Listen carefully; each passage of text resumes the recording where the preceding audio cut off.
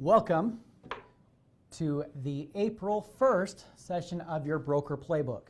My name is Brandon Jolly. I'm your coach for this event today, and I'm going to be taking you through a whole entire game. What do I mean by game? Well, as you guys know, I love to refer to this as a film study, right? So that you can learn the proper principles, the techniques, where you need to be and what you need to do. Well, I'm going to take you through a file, more specifically on how one was recently closed that generated a $26,000 broker fee. So as we start through with this, we're going to take you through the whole entire thing. We're going to go how the lead was found, okay, how the communication and how the funding source was found.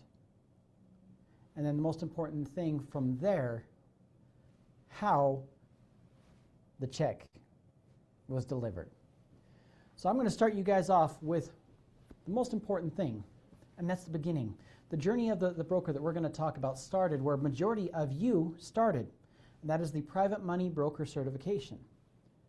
Going through the full 3 days, learning about finding deals, vetting the borrowers, vetting the deals, learning how to network, and also being able to realize there is a profit out there. For many of you, you've gone through this, and I absolutely love that you have. But some of you have yet to realize the full game of getting a deal closed. So that's why we're coming through here, just like our borrower or our broker in this situation. So post the broker certification, what is the first thing that has to be done? Well, some of you might say, well, Brandon, the first thing we've got to do is we've got to do marketing. First thing we've got to do is this, got to do that. Well, you're not wrong. However, the very first thing that has to be done, the very first thing that our broker in this scenario had to get done was building a social media page. Because in today's world, social media, specifically Facebook, is where everybody lives. Now, I don't know the exact specifics, but back in 2019, 2020, Facebook did a study where they tracked the amount of people in the world to how many Facebook profiles there were in the world. And what they found is that there was 2 profiles for every single person on the face of the planet. Now, I believe we're looking at, was it 6 billion people throughout the world? So that means there's roughly 12 billion Facebook profiles. So what does that mean for our broker in this situation? And what does that mean for you? That means that is where your borrowers are at. And that is where you as an individual need to start your business. So I'm going to take you through what our broker did to be able to build out a business page. So right on your screen right here, you have Facebook. Good majority of you should know what this is, right? What you're seeing right here is a Facebook newsfeed. A lot of you will sit on your phone or on your computer, and you're going to do what I'm doing right now. You're moving from one post to the next, to the next, to the next, to the next. And what are you doing? You're doing what's called doom scrolling. Well, our broker in this situation was, when he started, really liked to doom scroll. It was his way of escaping the real world and allowing Facebook to realistically allow him to not be productive. So once in taking the broker certification, as you guys understand, you've got to have a good reason why, and he certainly did. And so when getting some coaching, the first thing that they did was set up a business page. So I'm going to quickly show you how easy it is to set up a business page. So up at the top right, and I'm going to zoom in on this so you guys can see it really, really easy. The top right of the screen, you're going to have a profile picture, a notifications tab, a messages tab, and then you're going to have the Facebook menu. We come to the Facebook menu, and you've got 2 sides of it. Left side is colored. Those are the ones that you're going to be able to interact with the most. The right side is where you create things, specifically a page. If you look at the 5th icon down, what does it say? It says page. So we're going to come through here, and it's going to, we click on that, and what it's going to do is give you If I can get it to zoom out a little bit.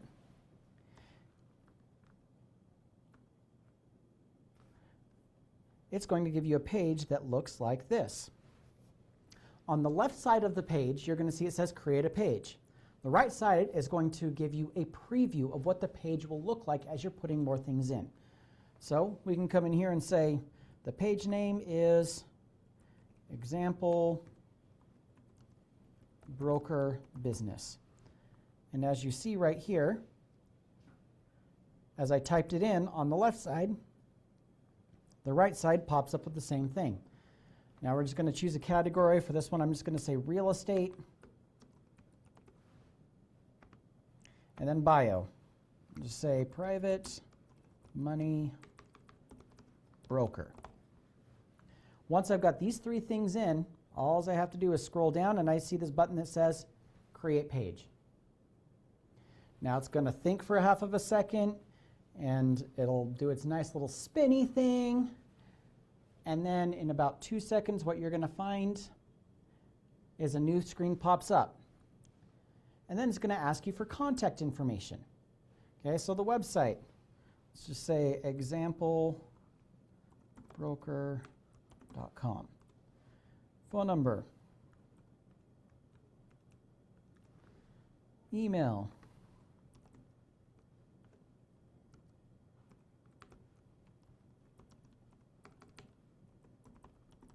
right, all I'm doing is, what am I doing here? I'm just filling in the blanks. This is one of the most simple things that you can do. And as a coach, working you through this, one of the best pieces of advice I can give you is don't overcomplicate anything. What you see is what you get in this. So if you're struggling creating a page, just look at what it's asking you to put in. So right here it says address. Put in the address, the city.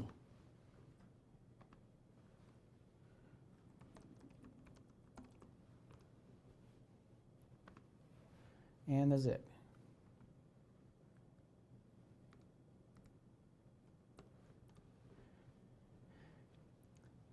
Choose if you want to show what your hours are. Hit next. We're going to add a profile picture. And let's go.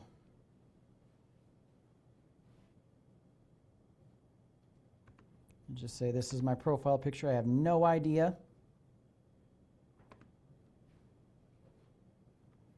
what that is. We're going to go for a cover photo. I'm going to put it all in.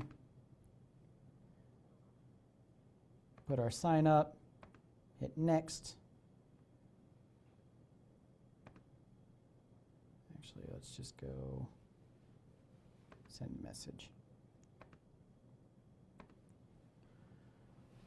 All you're seeing is what I'm doing, right? All I'm doing is just filling in the blanks. From here, it's going to ask you if you have a WhatsApp account. If you do, put the WhatsApp number in there. If you don't, go ahead and hit skip. If you've got friends that you want to like the page, which I'd highly recommend that you do, you go in and invite them to like your page. We go from here. It's going to say, do you want all notifications? You're going to hit yes, make sure that they're on, and hit done. And here in about 2 seconds, the page will pop up. And there is your page. Straightforward and simple. Okay. From here, this is the foundation of everything that you are going to do as a business. And this is an extremely important thing for you to understand, that as you're doing social media, your social media page is more important than any website that you can ever create.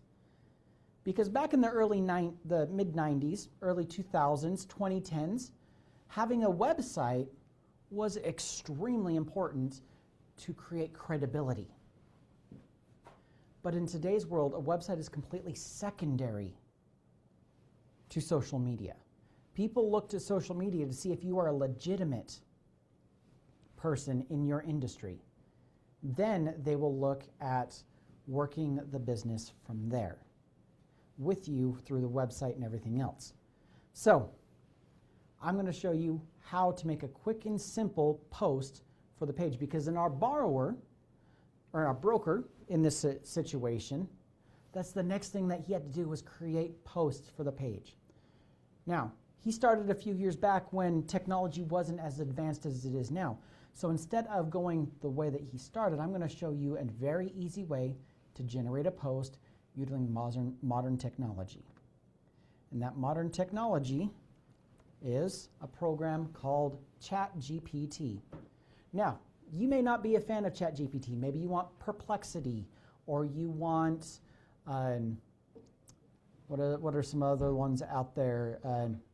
Grok, or Microsoft's version of it, or you name it. There's AI programs out there galore. Find the one that works best for you and what you are trying to do. For me, I currently right now enjoy ChatGPT. So in ChatGPT, there's a thing that I want you to remember. It's ChatGPT, you've got to treat it like it's a toddler. Okay, and what do I mean by that? If you tell a toddler, a 3-year-old, to, hey, go throw away that trash, but you don't tell what trash it is, that toddler could pick up a book and go throw it away. Right? If you go say, clean your room, and the toddler goes into the room and pushes one thing to another side, did they clean it? No. A toddler is always going to follow your direction. ChatGPT is no better than that. So you've got to give it very clear direction. So I want you to remember these 3 things. Number 1, or first letter, R. Second letter, T.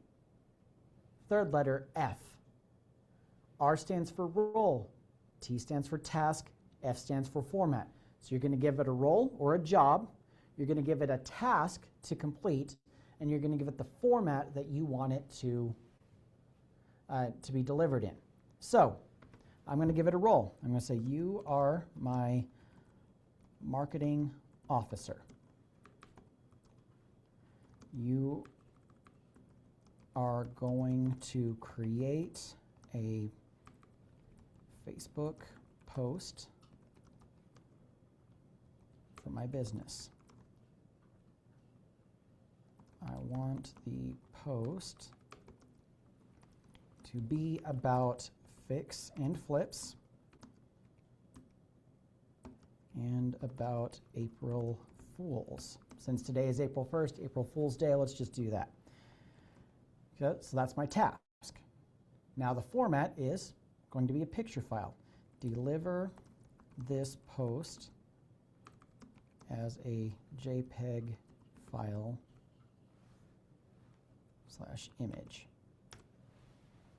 Role, task, format. Now we're just going to watch it. It's going to think here for half of a second, maybe up to 10 seconds, and then it's going to start to communicate with you. We're going to go for a profile. We're going to go for, it's going to start thinking through the things that you need it to think through. Once it's thought for long enough, it's going to give us its answer. Now in this case, I wanted an image get generated. So I'm just going to sit here and wait. You're going to see it get hazy. Next thing is that we're going to start to see some things pop up and start to get a little more clear. You're going to start to see it pop right there. And here is my post that I can put on my page. Now, if you're not a tech-savvy person, could you do the same exact thing? I'm pretty sure you could, because our broker in this situation, that's all he does now, is utilize artificial intelligence to create these style of posts. So we're going to come through here, and down at the bottom of the picture, it's going to say download. So I'm going to hit download. You can see it pops up over here. Now I'm going to come back to Facebook. I'm going to click on, down here it says what's on your mind. I'm going to hit photo/video. I'm going to find the image, hit open. There the image is. Hit next. And then from here, I'm going to hit post. Now it's going to ask you if you want to speak with people directly or do anything else, and we're going to go from there.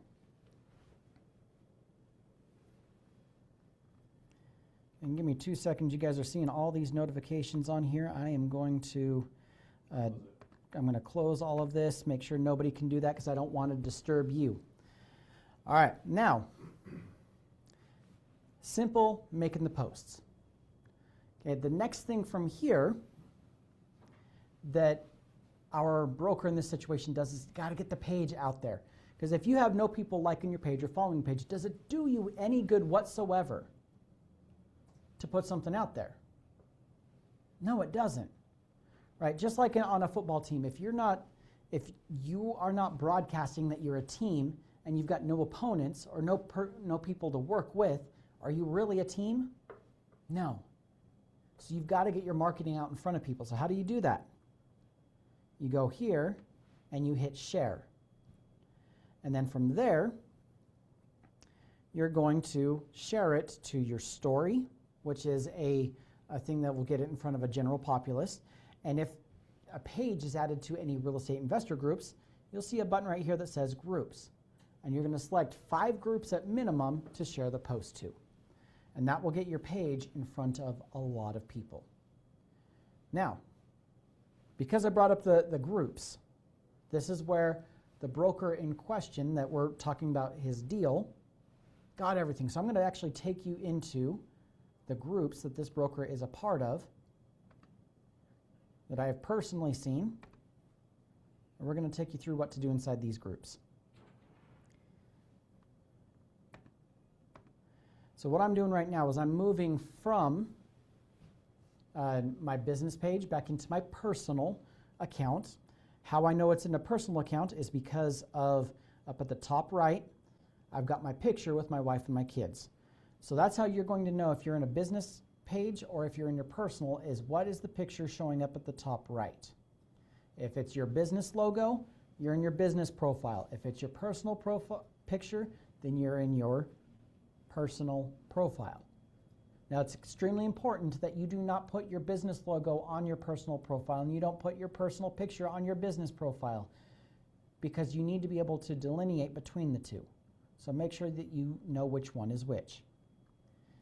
Now from here we got to get you into some groups. So to be able to do that, you're going to do 3 searches. The first one is real estate investor group. Real estate investor group. This is going to take you to every single group that has to do with real estate investment throughout the whole entire world. It's more specifically in the United States, because Facebook does an amazing thing where it gives you the groups that are closer to you and what you can actually use. So, as we see this top one right here, real estate investors / funding. Sounds like a group we'd want to be a part of, right? So I'm going to hit this button that says join. That's as simple as it gets. Find the group, hit join. So I'm going to go through another one. Let's go the DFW. Click join. Mississippi real estate investors. Join. Right, this is not an overly complicated process. I want you, if you are the first time doing this with your page, you're going to find a minimum of 10 of these groups. Now some of them, if you look on your screen right now, you're going to see this one right here says, it's given me a form that I have to fill out. So it's, what is your primary real estate interest in the DFW area? Buying homes, selling property, renting, investing. So something that's really important is in some of these real estate investor groups, they're not asking if you're a lender or a broker. They're asking if you're an investor. Some of these groups will have admins that do not want you to be a part of the group if you're a lender or a broker. So it's really important just to answer the questions as they are being asked, right? So let's say, what are you doing? Well, I'm investing. Because technically you are. If you're brokering a loan, you are investing. You're just investing money, not into a deal, right? So I'm investing. What's one real estate topic or question you'd like to explore in our DFW group?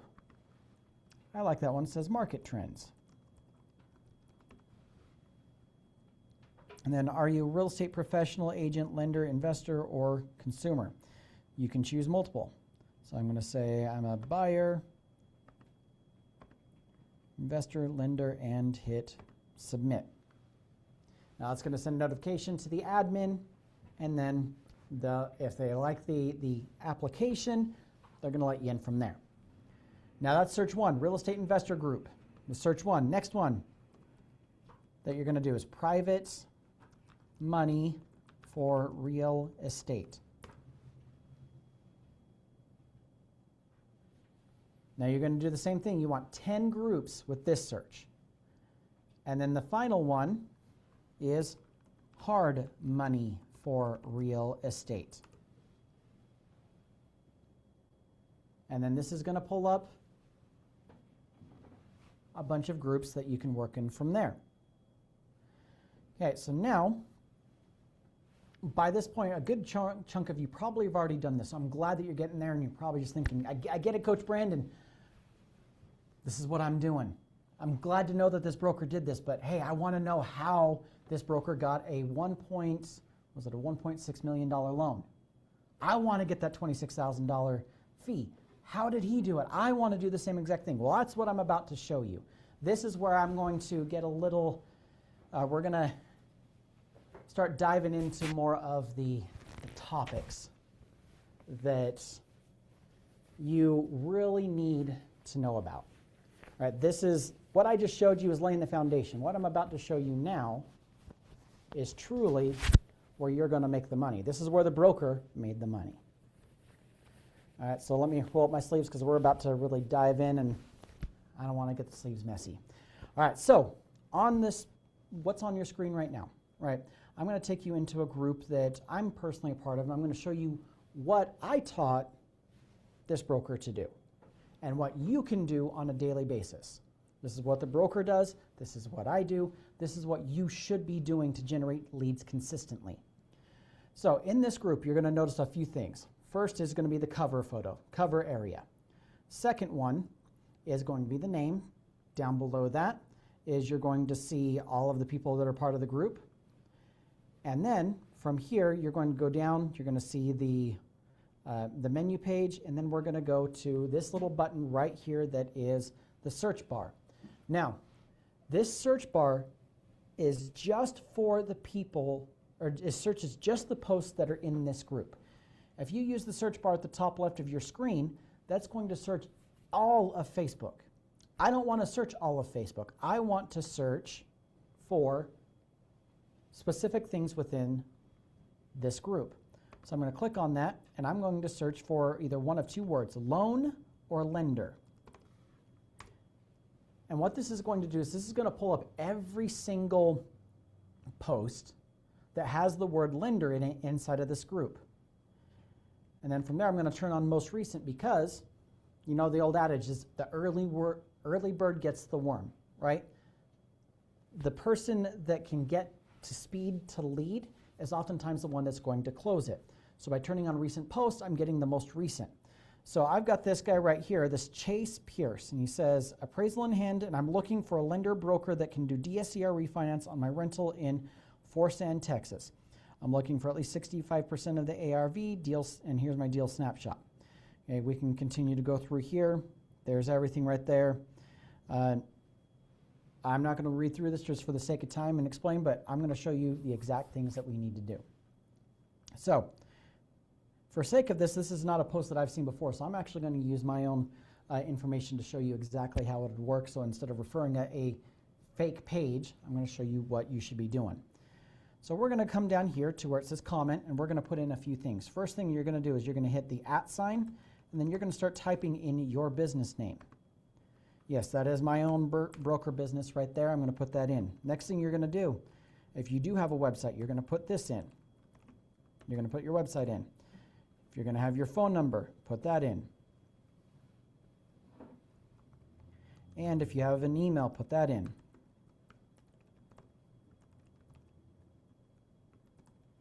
And you're going to hit enter. 4 different things. Now, why did we put 4 different things?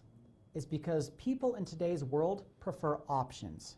If they're trying to learn about a business, if you give them one option, you're in essence telling that you don't care enough about their comfortableness and trying to research you. So I just gave them 4. The first one, by putting the @ and my business name, it takes them to my business page. If I put my website, it's going to take them to my website. They got my phone number and my email. They have 4 different ways to research me and contact me. Now, it's really important inside of here, you need to understand why I didn't do this instead of something like this, this Ravenstead, right?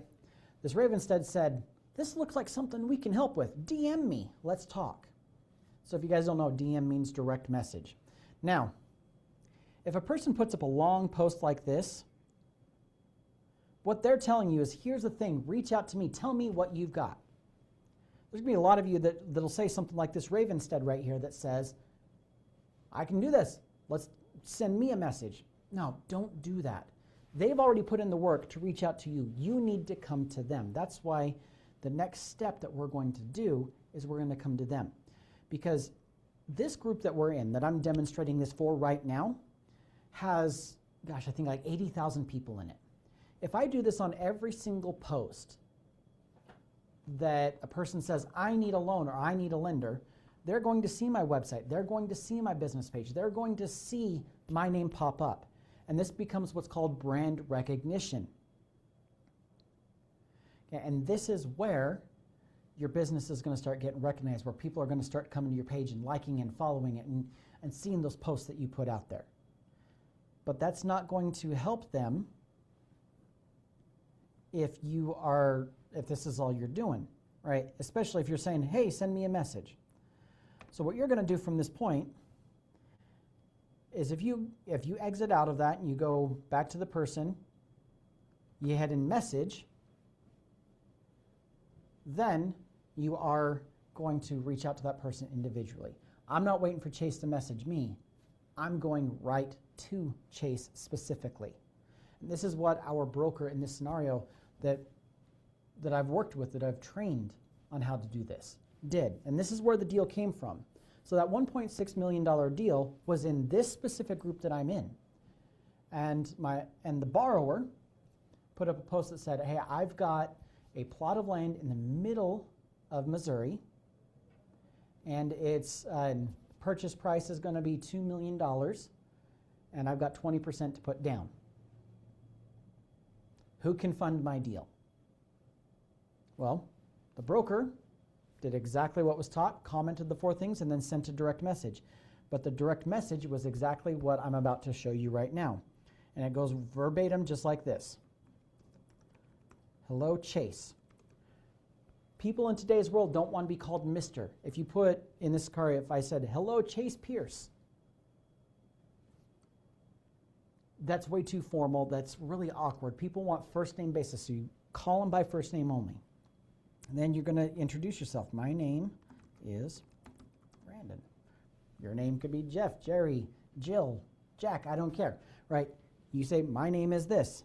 And then you give yourself a title. I am the COO, CEO, owner, director, managing partner. I don't care. Give yourself the title and state the business name.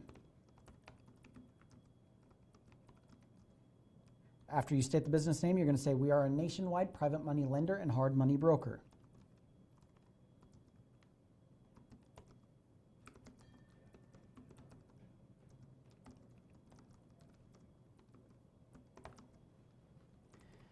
Once we've done with that, I want you to think about these messages as if you're dating. Now, I know for a few of you that are on right now, it's been a while since you've dated, but I'm going to ask you one question. If on that first date that you went on with your significant other, or maybe you're trying to find your person you're going to spend the rest of your life with, if you only talk about yourself in the whole entire conversation, what is the likelihood that you're going to get a second date? It's slim to none, unless you are so drop-dead gorgeous that they can look past you being very self-centered, right? We don't want that, right? We want them to see that you're interested in them and them only. So in this scenario, that's what we're going to do. Now, I don't know anything about Chase, so how do I show him that I'm paying attention to him? Well, I reference the post. So that's what you're going to do, is you're going to reference the post as verbatim as possible. So on here, I'm going to say, I saw your post about needing a DSCR refinance for a deal in Forsan, Texas. Okay, so here in Forsan, Texas, this is where it is.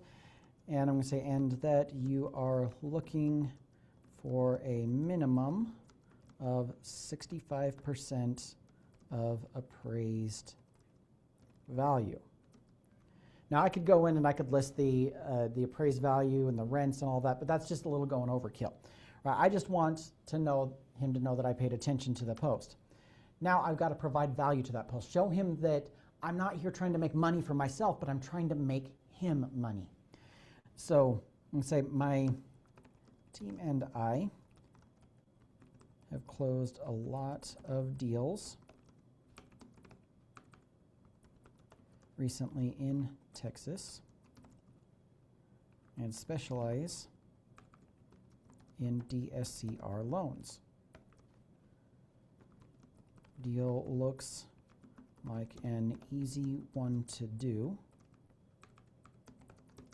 and we can close quickly and help you make more money. Right, what was my value proposition? I can do this. This is easy. We've done this a lot. We can close quickly, and we're going to make you money. Right? I'm not saying, hey, give me the loan. Now, you want to give me the loan because I'm just the most amazing broker ever. No, you're not going to do that.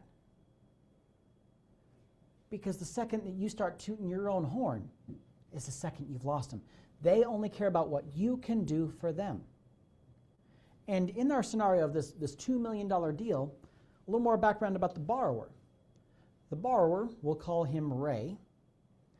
Ray was is a experienced real estate agent who's been a real estate agent for over 20 years. At least a minimum of 1 to 2 times a year, he buys a plot of land that is in the ballpark of $1 to $2 million. He holds on to it for a period of 2 or 3 months and then sells it to another person that will go in and put some properties on there. So he flips the land. But for this specific one, it was really hard for him to find. So that's why he reached out.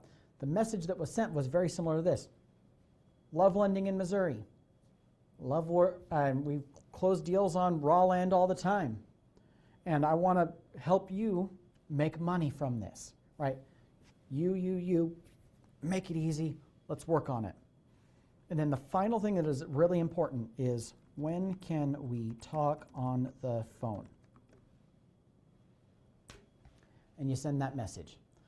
The point of the message is to not converse with them back and forth. The point of the message is to get them to respond and to be able to set an appointment. Because once you can get them on get on an appointment, you can in fact close the deal. Because then you can have a personal relationship. Now, with our specific broker in this scenario, working with Ray, the investor, our broker did not send all this himself. He was not even involved in this initial part of the comments and the messages. Our broker actually had an assistant doing all of this for him so that he could focus on closing other deals and being able to provide value to them. So this was brought by the assistant. The assistant person got a response, set an appointment, or the broker got on the phone, was able to talk with the borrower, found out his background, found out that he'd been doing this multiple times, made sure that he had the cash, because he said 20% down. Well, did he in fact have it? Had he fully thought through this process? Right? Ask the questions that needed to be able to see if this was a viable deal. Just like what the broker learned in the broker certification about how to vet a borrower properly. Once the conversation was had, then what happened? Well, now it comes down to getting a lender. Now, this is where we bring into Cogo Capital. Now, you guys know that Cogo Capital for you as lenders and brokers is your primary source. It is your primary option. However, Cogo doesn't do raw land deals, at least back then. We are actively working on building out our lender database and our funding database and our ability to do these type of deals. So this deal more than likely will be closed, a similar one be closed through Cogo Capital here soon. But in this scenario, it wasn't. And so our broker went to the lender database. So inside of your broker back office, there is a sheet in there that has almost 100 lenders inside of it, and started calling through every single one of those lenders, trying to find somebody that would do it. After 75 of them, it was very, very clear that this deal wasn't going to get funded by a regular lender. So we had to dive into modern technology to make that happen. Now, what was the modern technology that I showed you earlier? Oh, that's right, it was ChatGPT, right? So that's where our broker went. Did you know that ChatGPT has a research function where it will actually take a long period of time to find something to give you accurate information? So instead of spitting something out right away, what does it do? It takes time to pull the proper information in. So I'm going to show you the search that happened to be able to, or similar search that happened to be able to find the lender. Now, first thing, this search can only be done if you have a Plus account in ChatGPT. If you only have a free version, you're not going to be able to do it this way. I do recommend that you upgrade to the Plus. It's $20 a month. You can give up 3 or 4 Starbucks drinks a month, and you'll be able to afford this just fine. Trust me, it's worth the investment. So once you're in there, down below where it says Ask Anything, you're going to see this button right here where it currently light up as blue and saying Extended Thinking. We want to make sure that that is hit, and then from here we're going to go down to, we're going to come over here where it says Plus, and then we're going to go into Deep Research Mode. And then we're going to give the task to ChatGPT about what we need to do. All right, so, and remember, role task format. So the prompt was, you are a lending specialist. I am tasking you to find a lender that will work with the deal I detail below. So then I'm going to drop down and put the deal. Located in, I don't remember the exact town, so we're just going to say Independence, Missouri. That's somewhat of a rural area. Independence, Missouri. Property is a 120-acre plot of raw land. Purchase price is, let's go 2 million. Borrower has a credit score. By the way, Ray was probably one of the best borrowers ever. He had an 800 credit score and had a lot of experience.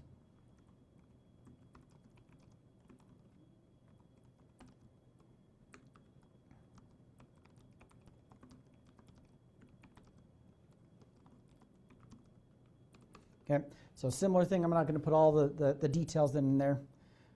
Find a lender that is local to the property and can fund this type transaction. So putting something like this in there. Now in the deep research mode, it's not going to give you an instantaneous answer. What it's going to do is it's going to search And you're going to find, as you're going to see, it's going through here. These are the parameters it gave. And now, if we hit start, it's going to start going through these. And what you're going to see is it's going to think, and it's got different stages it's looking through. And then it's going to match things up. Well, without taking you through that whole process, the broker in this scenario told ChatGPT not to come back until there was a 100% probability that there would be a lender that could do this deal. After about 45 minutes, ChatGPT finally came back and said, I have 3 lenders that have above a 95% chance of closing this deal. The very first one was with a lender that was about 20 miles away from the subject property, and it just so happened that the owner of that lender lived right next door to the subject property. So the lender was familiar with it, was local to it, and did raw land. Now, I don't know if ChatGPT knew that the lender, that the owner lived right next to it, but the owner was, but they didn't know that it was proximity and that it could do this style of deal. So our broker called that lender and said, here's what it is. I've called all these other lenders. Can you do this? And the lender said, yeah, we'll do this all day long. The process from there was very simple, what you guys have learned in the broker certification. Said, let's get started. Started collecting the documents, which is your driver's license, bank statements, business entity information. You know, just the standard things. After we got all of that in, it went into the lender's underwriting where it sat there for about a week. And they came back and said, yep, we're going to do this all day long. Now we've got to go in and schedule closing. Well, closing, you've got the lender involved, you've got the title company, you've got the broker, you've got the buyer, you've got the seller involved. And the title company's job during this time is to research the title, make sure that everything is clean and clear and that there's nobody that can have any issues with the title. So about a week after they said, yep, we're going to close this deal, the title company came back and said, we've got a problem. It appears back in 1980, early 1982, somewhere right around there, that this property was pieced together by a bunch of purchases, and one of the purchases that happens to be set dead center in the middle of the 120-acre plot of land was not recorded properly. So the owner of that property in 1980 still has a claim to the property. Now this is what's called a dirty title, okay, which means that it's going to take some time to close. So what had to happen was the broker, coupled with the title company, coupled with the borrower, had to find who was the person that could be the signature or the owner of that entity if it was still around. Well, it turned out that the person that was on that entity had passed away, but had left the entity to the individuals that were some children. So, had to find the children. And then there happened to be 6 of them. And they were all equal partners, which means every single person had to sign off on being able to sell the plot of land that was sold 40 plus years ago. So you can imagine that takes some time.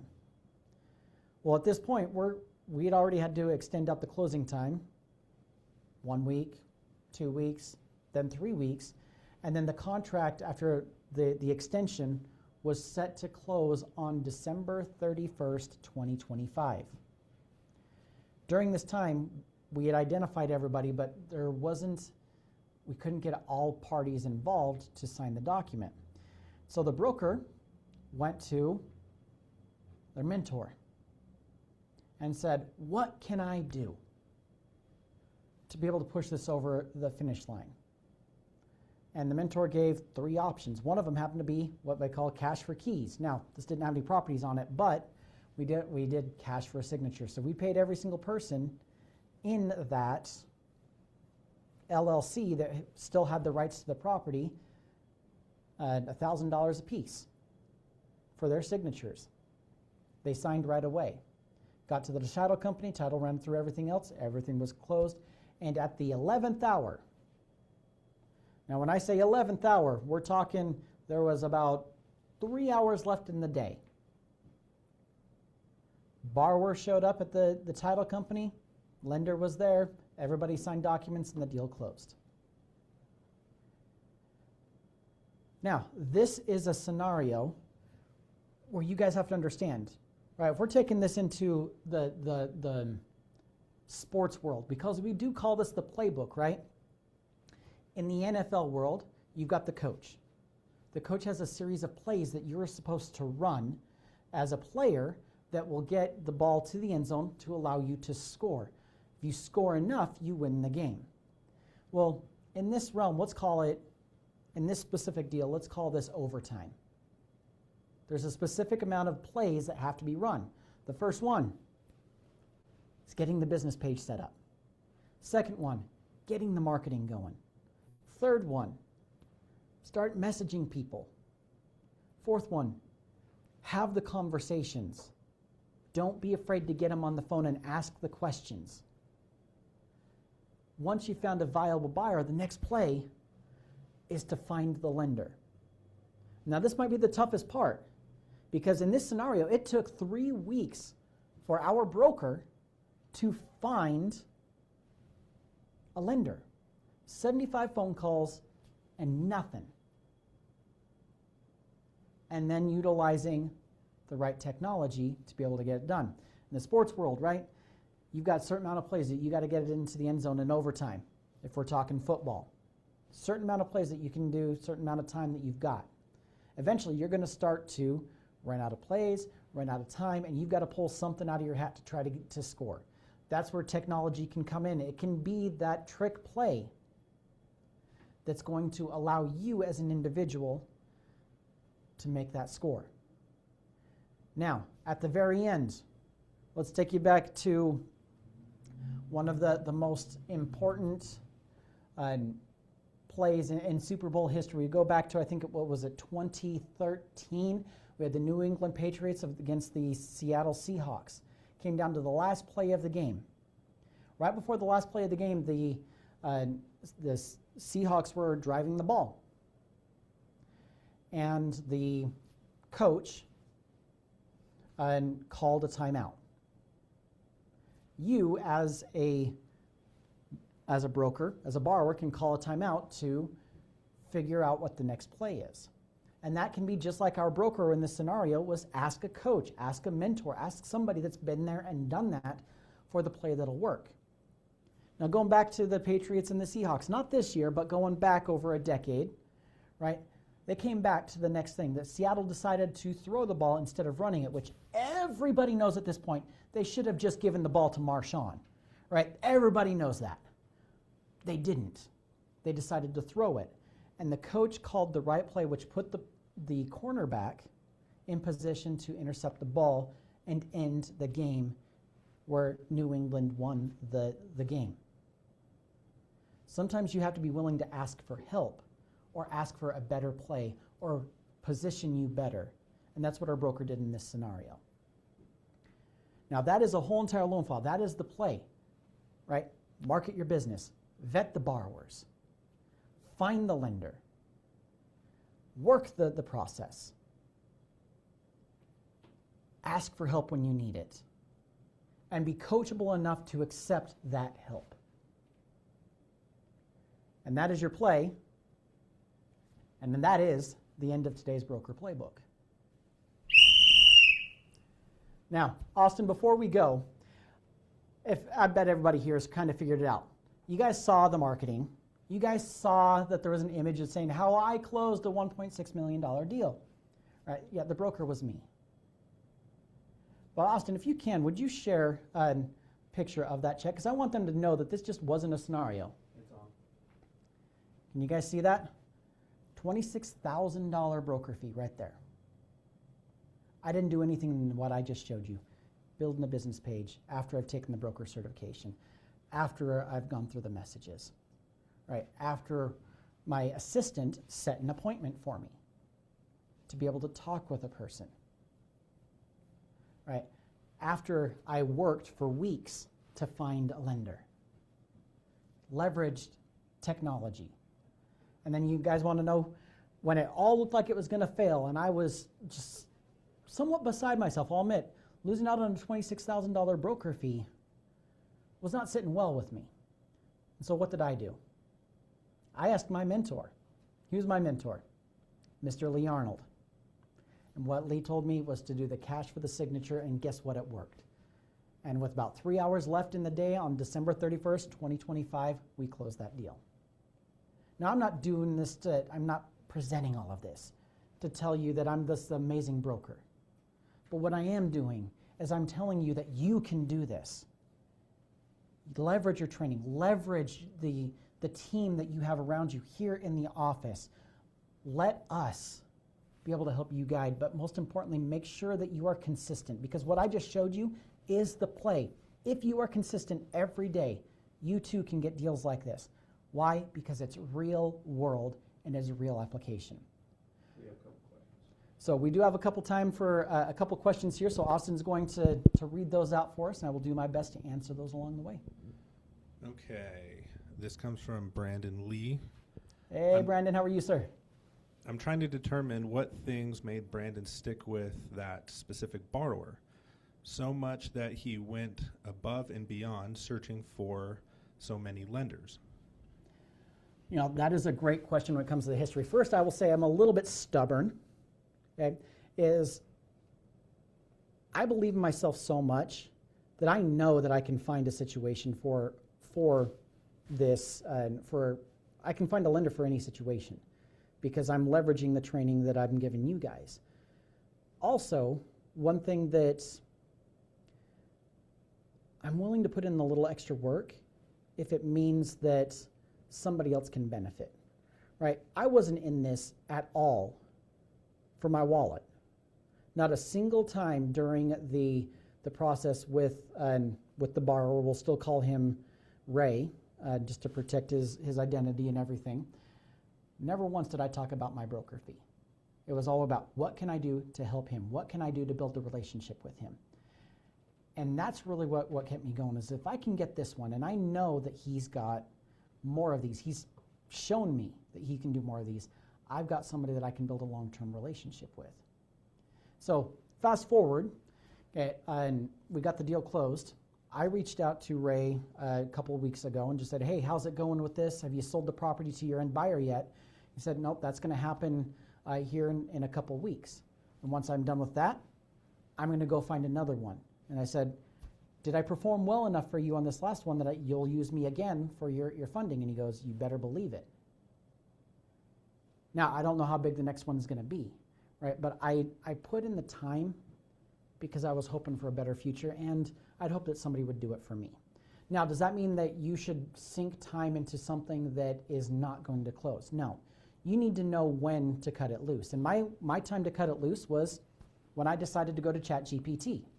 Right? I called every single lender in my database, every single one of them. Emailed every single one of them, texted every single one of them. I didn't get the responses I wanted. So my last ditch effort, and I told this to Ray, was,